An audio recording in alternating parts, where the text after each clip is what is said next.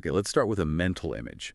I want you to close your eyes and picture an oil giant, a massive global energy titan like Chevron. What's the default setting in your brain? Big iron, dirt, grease.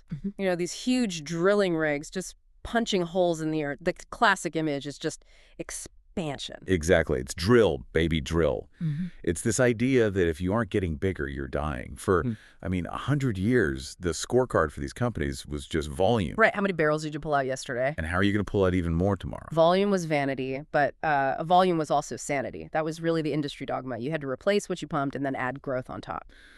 But we are looking at something completely different today. It is Friday, January 30, 2026. And we have this full data dump from Chevron. Yeah, the Q4 2025 earnings, the strategic outlook, investor day slides, all of it. And the story that's coming out of these documents. Delicious. It isn't about an oil company trying to conquer the world. It looks more like a central bank trying to manage a portfolio. That is the perfect analogy. It really is. This isn't an exploration story anymore. No. It's a capital allocation story. Chevron is effectively pivoting from being a wildcatter to becoming a banker for its shareholders. So the mission for this deep dive is to figure out how on earth they pull that off.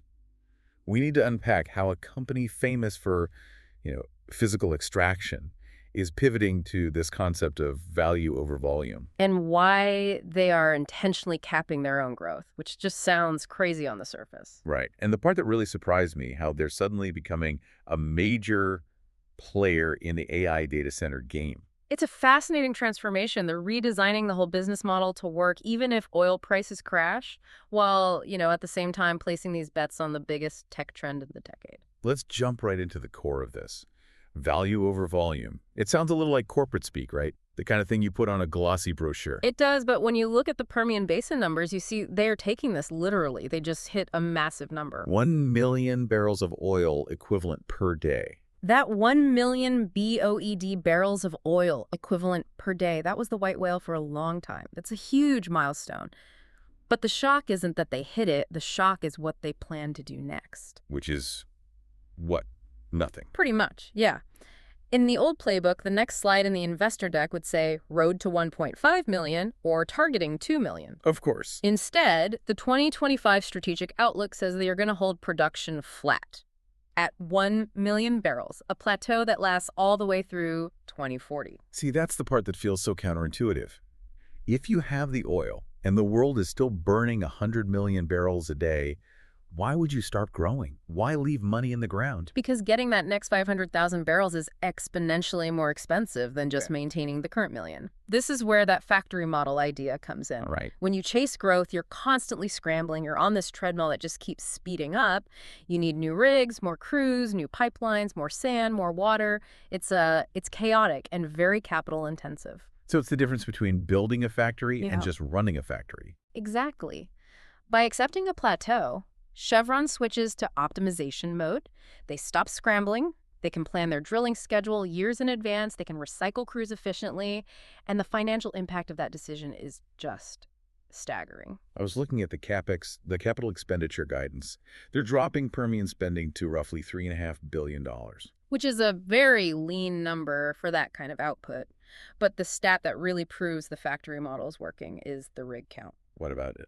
To hit this 1 million barrel target, they are using 40% fewer rigs than they thought they would need just 5 years ago. 40% fewer. That's not a marginal gain. I mean, that is a complete structural change. It is. Think about the cost savings. That's 40% fewer crews, less steel, less diesel, all of it. They've turned the Permian from a cash consumer where you constantly feed it money into a cash harvester. So every dollar they don't spend on a new rig is a dollar that ends up in free cash flow. And eventually, in your dividend check, it's all about efficiency over ego. But the Permian isn't the only place where the spending has stopped. We should probably talk about Kazakhstan, the Tengizchevroil field, or TCO. Ah, yes, the Future Growth Project. We've been hearing about that for what feels like a decade. It was over budget, it was delayed. A classic mega project headache. It was the headache that just would not go away. But as of now, it's done. The construction is finished, And this is the second pillar of the whole cash machine thesis. How so? Well, for years, Chevron was sending billions and billions of dollars to Kazakhstan to build this thing. Now the flow of money completely reverses. The faucet switches direction. Exactly. TCO is moving from an investment phase to a payout phase. They expect it to generate something like $6 billion in free cash flow in 2026 alone. Wow. And that's assuming Brent crude stays around $70. If oil spikes, that number goes way up. Okay, so let's zoom out to the financial reality of where we are right now.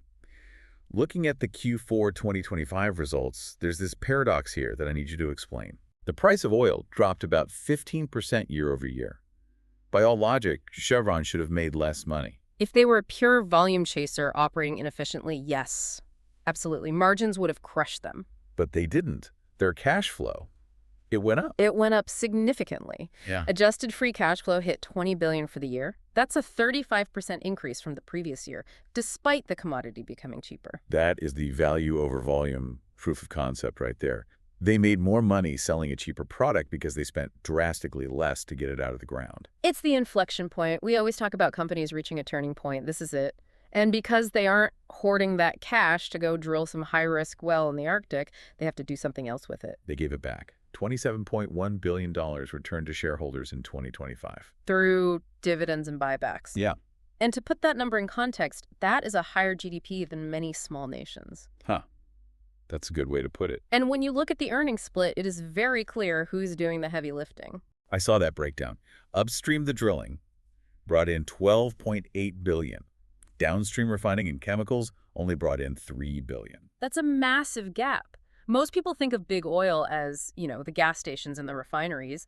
But the money isn't in the chemistry right now, it's in the dirt. So refining is just a tough business. It's a tough, low-margin business. Yeah. It's competitive, regulatory costs are high. The upstream business, especially with this factory model, is where the massive margins live. So we have this cash machine in the Permian and Kazakhstan. But they did just spend a lot of money. They bought Hess. And that was not cheap. No, it was not. But you have to look at what they bought. They didn't buy Hess for their shale assets in North Dakota, even though those are nice to have. Right. They bought it for the crown jewel. Guyana. The Stabroek Block. We usually hear ExxonMobil talking about this because they're the operators, right? They're the ones driving the ships. Exxon is the operator, correct. But thanks to the Hess deal, Chevron now holds a 30% interest. And this is a very specific type of asset. It's offshore, it's massive scale, and it has a really low carbon intensity compared to other heavy oils. And since they aren't the operator, do they just kind of sit back and collect the checks? In a way, yes. I mean, they have to pay their 30% share of the costs, of course, Right. But they don't have the daily operational headaches. They get to ride on Exxon's coattails. And the growth there is real. They're targeting 8 FPSOs by 2030. Okay, for anyone who hasn't seen one, an FPSO is what? It's basically a giant ship that just parks over the well. Correct. A floating production storage, an offloading vessel. It's a floating factory. With 8 of them online, a gross capacity will be over 1.7 million barrels per day. And Chevron gets nearly a third of that. Exactly. It's high-margin growth that nicely balances out the plateau in the Permian. So Guyana is the growth engine. Yeah. But there's another asset in the portfolio that seems, well, complicated. Venezuela? Ah, the geopolitical wild card. Chevron's the only U.S. major still operating there. Right. Everyone else left years ago. They did. Chevron stayed. They stuck it out through nationalizations, hyperinflation, heavy sanctions, everything. And now they're producing about 250,000 barrels per day there. But how does that work financially? I saw this term in the analyst reports. Yeah. A venture-funded model. That sounds like something from Silicon Valley, not an oil field in Caracas. It's a critical distinction. Investors get nervous about Venezuela because they think, oh, Chevron is going to pour billions into a hole and the government's just going to seize it. Right. The venture-funded model means the operations are self-sustaining.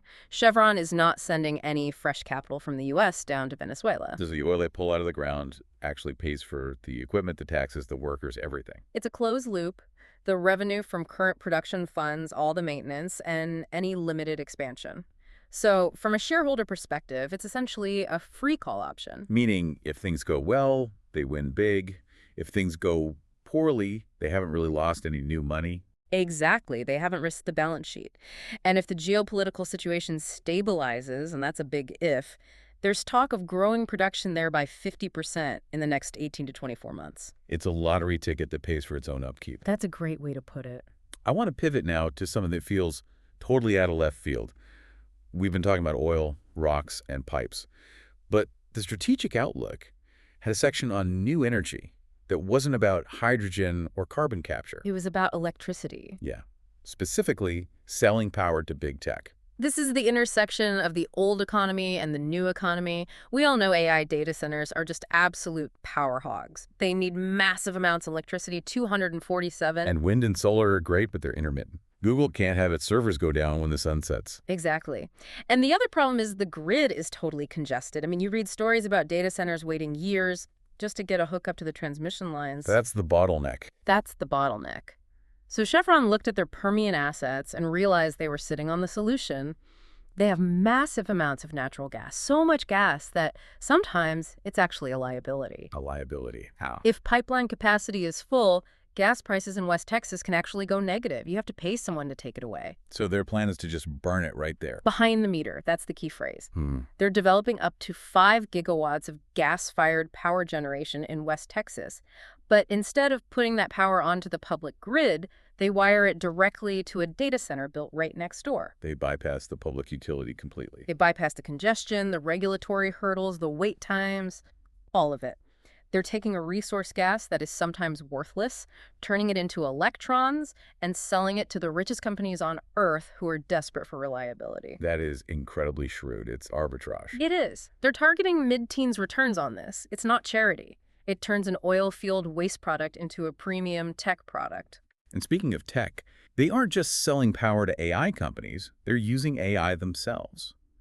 I saw mention of Apollo. Apollo is their proprietary AI system. And we should be clear, this isn't some chat bot for HR. This is a serious geological tool. They're feeding it data from 50,000 historical wells in the Permian. What's it looking for? Patterns. It analyzes rock characteristics, fracking pressure history, flow rates. It helps them optimize exactly where to put the drill bit and how to space the wells. Why does the spacing matter so much? In shale drilling, if you put wells too close together, they communicate.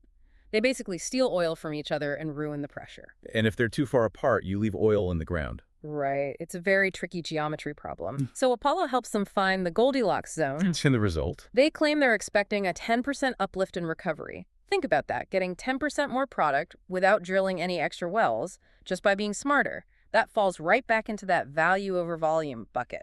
Okay, we've painted a pretty rosy picture here. Cash machine, efficiency, AI upside, a free option in Venezuela. I have to be the skeptic now. What breaks this thesis? What's the bear case? The bear case is always the commodity price. Always. Chevron has built a fortress, but it's still a fortress built on oil. The strategy works beautifully at $70 Brent. But if we see a global recession and oil drops to 60 or 50, the math changes. How sensitive are they to that drop? The sensitivity analysis shows that for every $10 drop in oil prices, their annual cash flow takes a roughly $4.5 billion hit. So if oil drops $10, that $20 billion in free cash flow shrinks to $15.5.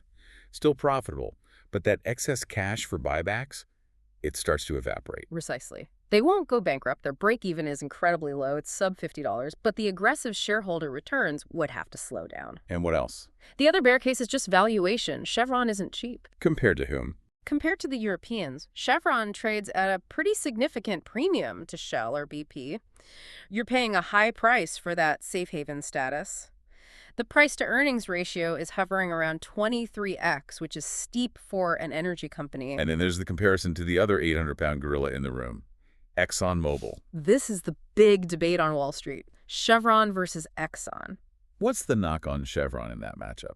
Well, the knock is that by choosing value over volume, they've capped their upside. Exxon is still growing aggressively in Guyana and chemicals, so some analysts argue that if we enter a bull market for oil, if prices scream up to $100, Exxon stock will go up faster because they have more leverage to that growth. So if you think oil's going to 100, you buy Exxon. Probably.